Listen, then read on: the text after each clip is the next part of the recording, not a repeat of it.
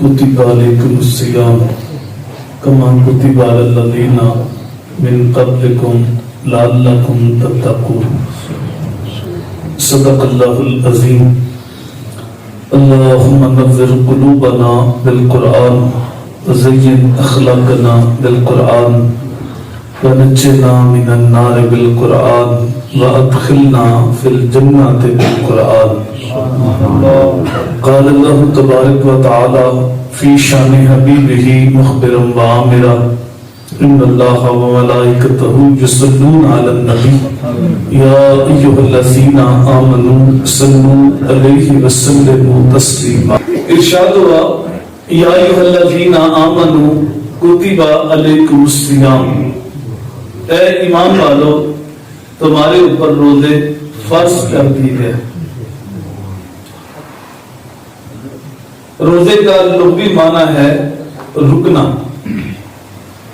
اور اصطلاح شریعہ میں طلوع ثانی سے لے کے غروب آفتاب تک بنشتے عبادت، کھانے پینے اور وظیفہ زوجیت سے رک جانے کا نام روزہ ہے. روزے کی تاریخ اتنی ہی پرانی ہے جتنی انسان کی تاریخ پرانی ہے. کائنات میں سب سے پہلے انسان حضرت آدم علیہ السلام، حضرت آدم علیہ السلام ایام 20 کے روزے رکھا کرتے تھے، چاند کی 13، 14 اور 15 تاریخ.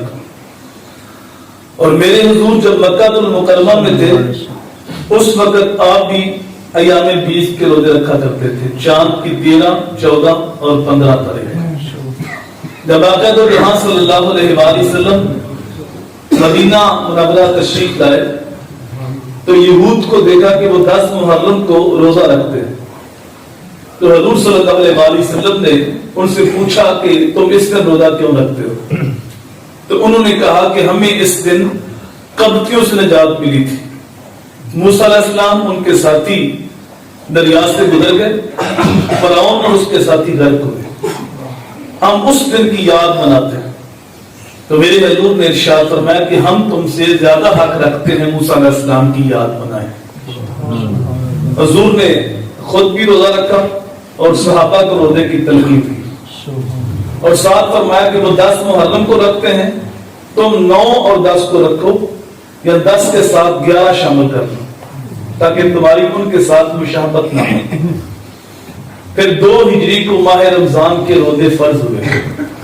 تو اس کے بعد حضور صلی اللہ علیہ وسلم نے ارشاد فرما دیا اب جس کا جی چاہتا ہے تو 10 محرم کو روزہ رکھ لے، اور جس کا نہیں جی چاہتا وہ نہ رکھے. اب 10 محرم کو روزہ مستحب ہے، لیکن اس سے پہلے لازم تھا. آقا تو جہاں صلی اللہ علیہ وسلم کی حیات ظاہری کے اندر کل 9 رمضان شریف آئے، جس میں 7 29 کے تھے اور 2 30 کے تھے.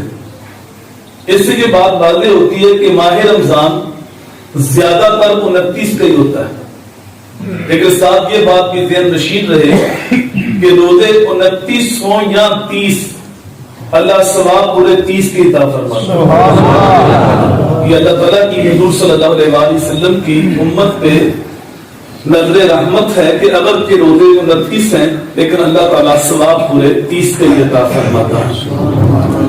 روزے کی تاریخ کے حوالے سے حضرت اسماعیل حقی علیہ رحمہ تفسیر البیان کے اندر لکھتے ہیں کہ ملک تیمور الثالث جو کہ حضرت آدم علیہ السلام کی اولاد سے 30واں بادشاہ گزرا ہے، اس کے دور میں قحط پڑا تھا. تو اس نے اپنی رعایا کو حکم دیا کہ ایک وقت کھانا کھاؤ اور دوسرے وقت کا کھانا بچا کے ان علاقوں میں تقسیم کرو جہاں قحط پڑا. تو قوم نے بادشاہ کا سیاسی حکم نامہ قبول کیا، ایک وقت کھانا کھایا اور دوسرے وقت کا کھانا بچا کے ان علاقوں میں تقسیم کیا جہاں قحط پڑا تھا. اللہ کو ان کی یہ ادا بڑی پسند آئی. وقت کے نبی کو وحی بھیجی کہ تمہارے اس عمل کو ہم عبادت قرار دیتے ہیں. اس کے بعد تک جتنی بھی امتیں گزری سب پہ روزے فرض ہوئے، اور قرآن کی آیت اس پہ شاہد عادل ہے. اے ایمان والو تمہارے اوپر روزے فرض کر دیے کما کتب علی الذین من قبلکم، صرف تم پہ روزے فرض نہیں، جو تم سے پہلے امتیں گزری ہیں ان کے اوپر بھی روزے ایسے ہی۔ اب روزے فرض کیوں ہوئے؟ کوئی بچت کرنا مقصود ہے؟ نہیں۔ کوئی بھوک ہڑتال مقصود ہے؟ نہیں۔ آپ جانتے ہیں کہ ماہ رمضان کے اندر بہت ساری چیزوں کا ریٹ بڑھ جاتا ہے، اور حدیث پاک میں آتا ہے کہ اس مہینے کے اندر مومن کا رزق بڑھا دیا جاتا ہے۔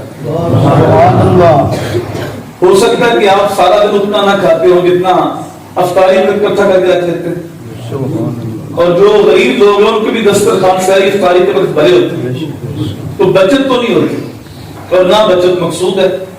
تو پھر اللہ تعالیٰ نے کیسے یہ گوارا کیا کہ میرا بندہ بھوکا رہے؟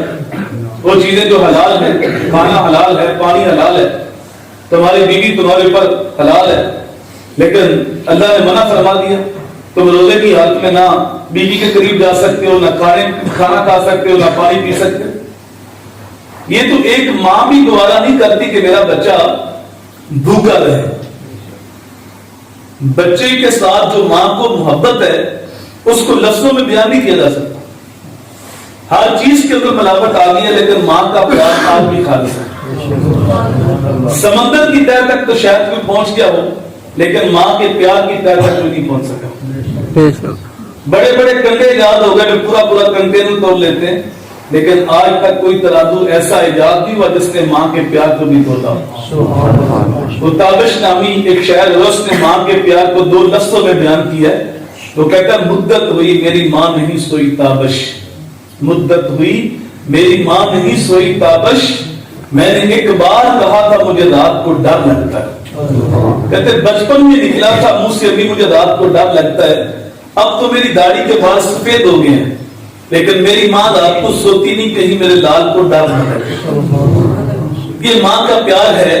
جب بچہ روتا ہے تو وہ 10 منٹ جو ماں روٹی خانے میں دودھ گرم کرتی ہے وہ اس کے اوپر بڑے بھاری ہوتے ہیں، وہ لمحہ لمحہ اس کے لیے اذیت ہوتا ہے، تو ماں سارے کام چھوڑ کے پہلی فرصت میں بچے کو دودھ دیتی ہے، اور اس کی آنکھ میں آنسو نہیں دیکھ سکتی۔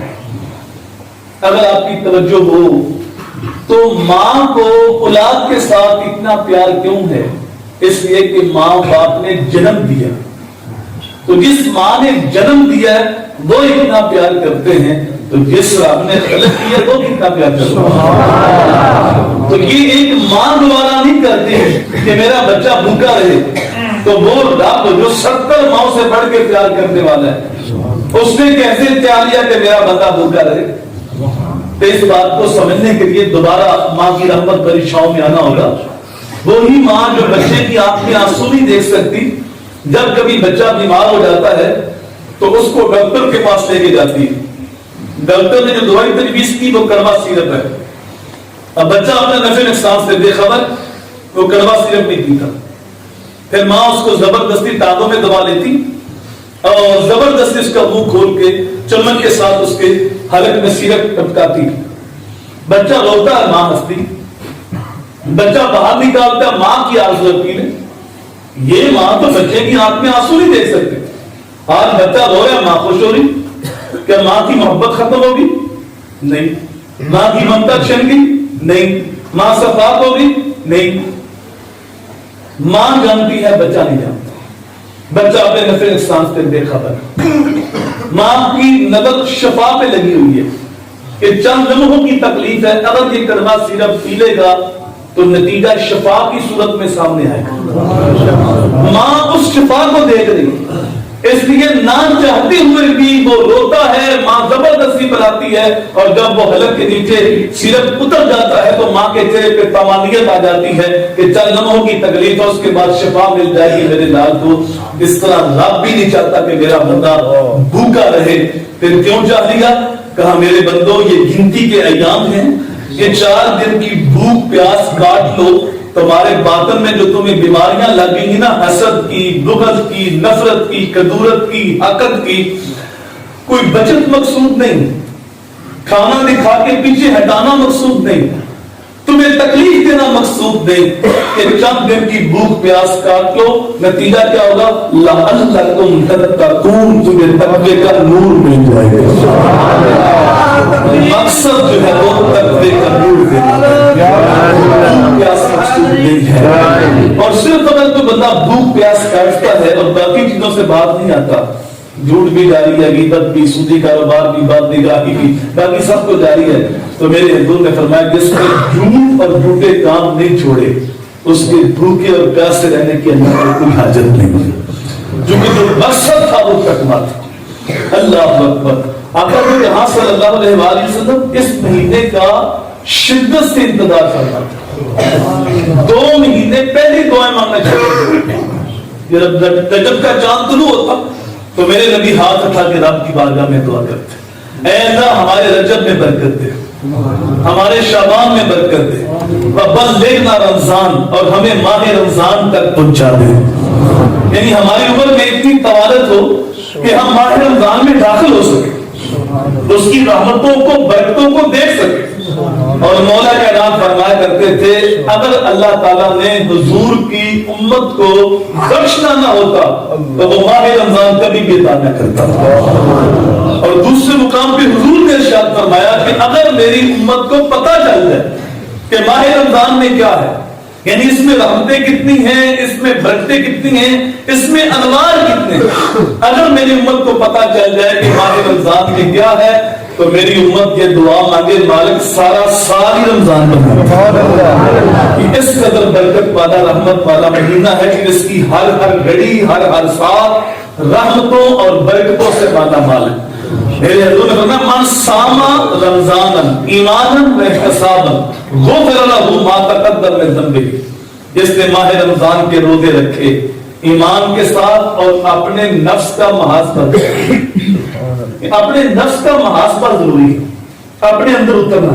بلے شاہ نے کہا بلے شاہ آسمانی اڑتیاں پھڑنا گھر بیٹھے نو پڑے, کبھی اپنے اندر اترے, اپنے نفس کا محاسبہ کر کے جس نے روزے رکھے میرا مالک اس کے پچھلے سارے گناہ ہی معاف فرما دیتا.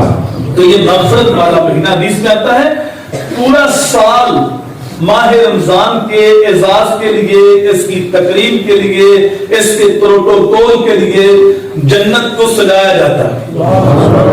جنت کے اندر گرد و غبار تو نہیں, وہاں تو زمین بھی کستوری کی, جہاں جب ہوا چلتی ہے تو گرد و غبار ہوتا ہے, آنکھیں اندھی ہوتی ہیں, لیکن جنت میں جب ہوا چلتی ہے تو خوشبو پھیل جاتی ہے. لیکن اس کے باوجود ماہ رمضان کے اعزاز کے لیے, اس کی تقریب کے لیے, اس کے رنگ و روغن, اس کی روشنی, اس کی خوشبو میں اضافہ ہوتا رہتا ہے. اور جو بھی ماہ رمضان گزر گیا ہے تو پھر اگلے سال کی تیاریاں شروع ہو جاتی ہیں.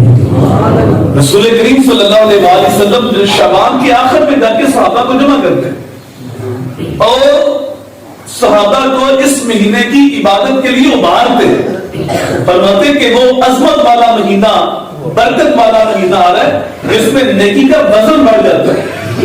ایک نفل پڑھو تو ایک فرض کا ثواب ہوتا ہے, ایک فرض پڑھو تو 70 فرضوں کا ثواب ہوتا ہے. دیکھیے باقی یام میں اگر آپ کے پاس درس قرآن دینے کے لیے آؤں, آپ درس قرآن سننے کے لیے جمع ہو تو مجھے ایک درس دینے کا ثواب, آپ کو ایک درس سننے کا ثواب. لیکن یہ ماہ رمضان کی برکتیں ہیں کہ اس ماہ نور کی وجہ سے میں ایک درس دوں, آپ ایک درس سنیں, مجھے 70 درس دینے کا ثواب ہوگا, آپ کو 70 درس سننے کا ثواب ہوگا.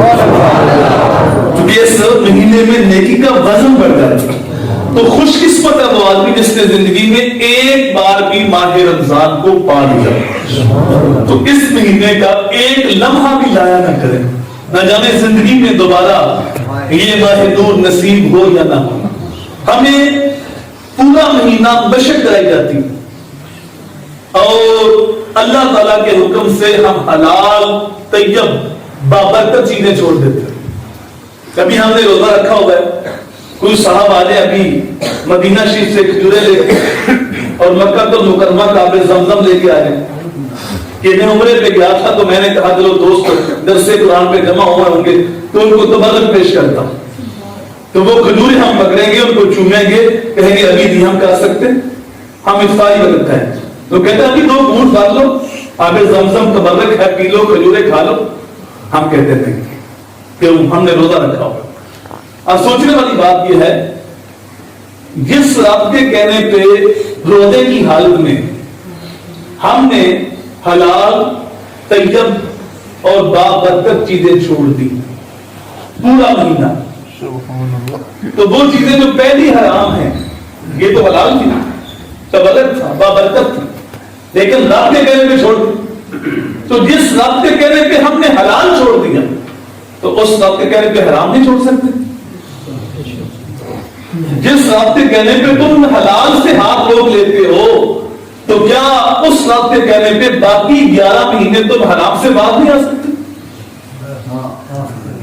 جو حلال چیزیں تو چھوڑ دی. جھوٹ تو پہلی حرام ہے, غیبت تو پہلی حرام ہے, چغلی تو پہلی حرام ہے, بدنگاہی تو پہلی حرام ہے, سودی کاروبار تو پہلی حرام ہے, رشوت کا لین دین تو پہلی حرام ہے. تو جس رب کے کہنے پہ تم نے حلال, جب اس میں روزہ رکھا ہوتا ہے تو گرمی کے اندر بھوک پیاس سے اس کی زبان, حلق, ہونٹ خشک ہوتے ہیں اور فریج کے اندر ٹھنڈی اور میٹھی بوتلیں بھی پڑی ہوتی ہیں. کوئی دیکھنے والا بھی نہیں, کوئی روکنے والا بھی نہیں, لیکن ایک گھونٹ بھی نہیں کرتا. وضو کرتے بھی ڈرتا ہے, غسل کرتے بھی پیار کرتا ہے, کوئی قطرہ میرے حلق میں نہ چلا جائے.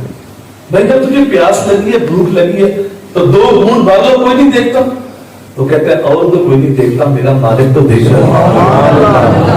تو یہ روزے کا نور ہر گناہگار شخص کو نہیں ملتا ہے. تو مجھے بتاؤ اللہ صرف رمضان میں دیکھتا, رمضان کے علاوہ نہیں دیکھتا؟ جب کھانا کھاتے ہو, پانی پیتے ہو تو ہاتھ روکتے ہو, میرا اللہ دیکھ رہا ہے. تو جب رشوت کا لین دین کرتا ہے اللہ اس وقت نہیں دیکھتا. جب سودی کاروبار کرتا ہے اللہ اس وقت نہیں دیکھتا. جب دودھ پہ پانی ملاتے ہو اللہ اس وقت نہیں دیکھتا. جب ڈنڈی مار کے سودا بیچتے ہو اللہ اس وقت نہیں دیکھتا. یا صرف اللہ رمضان میں دیکھتا ہے, رمضان کے علاوہ نہیں دیکھتا؟ وہ تو ہر وقت دیکھتا ہے. اس سے کوئی شہر پوشیدہ نہیں. جہاں کوئی ایجنسی کا بندہ نہیں پہنچتا, جہاں کوئی خفیہ کیمرہ نہیں پہنچتا, جہاں کوئی پولیس کا ملازم نہیں پہنچتا, وہاں یہ عقیدہ پہنچتا ہے کہ میرا اللہ مجھے دیکھ رہا ہے. تو بند کمرے کے اندر بھی انسان کو جرم کرنے سے بچا لیتا ہے کہ میرا اللہ مجھے دیکھ رہا ہے. دیکھو جب استاد دیکھ رہا ہو تو شاگرد غلط حرکت نہیں کرتا, باپ دیکھ رہا ہو تو بیٹا سگریٹ نہیں پیتا, شیخ دیکھ رہا ہو تو مریض جو ہے وہ قدم پھونک پھونک کے رکھتا ہے. اور اگر یہ روزے کا نور دل کے اوپر پکا جم جائے کہ میرا اللہ دیکھ رہا ہے تو پھر وہ کیسے گناہ کرے گا؟ پھر تو بند کمرے کے اندر بھی جرم کرنے سے بات ہے کہ میرا اللہ دیکھ رہا ہے. یہی تو عقیدہ تھا جب زلیخا لے کے یوسف علیہ السلام کو صاحب کی کوٹری کے اندر اور ساتوں دروازے بھی بند کر دیے اور بت کے اوپر موٹا کھیس بھی ڈال دیا اور داغ کے گناہ دیتے ہوئے کہا ہے اللہ یوسف آجو اب تو کوئی نہیں دیکھ رہا. قال معاذ اللہ, فرمایا اللہ کی پناہ, تو دروازے بند کر کے لوگوں کی نظروں سے چھپ گئی اور بے نور مٹی کے مادوں کے اوپر بھی موٹا کیس ڈال دیا اور وہ دیکھتا بھی کم ہے لیکن جو میرا خدا ہے وہ ساتھ کی کوٹری کے اندر بھی دیکھ رہا ہے. ایسے اجالے, ایسی روشنیاں برسی کے گناہ کا تصور ہی محال ہو گیا. تو یہ عقیدہ انسان کو گناہ سے بچاتا ہے. تو یہ روزے کا ثمرہ ہے, یہ روزے کا نور ہے کہ بندہ کہتا ہے کہ میرا اللہ مجھے دیکھ رہا ہے, تو اس لیے وہ ہر برے کام سے باز آتا ہے. تو جب روزے کی حالت میں حلال سے رک جاتا ہے تو اگر یہ روزے کے نور کو سمجھے, اس کو تقوی کا نور مل جائے تو پھر باقی 11 مہینے حرام سے بھی باز آ سکتا ہے.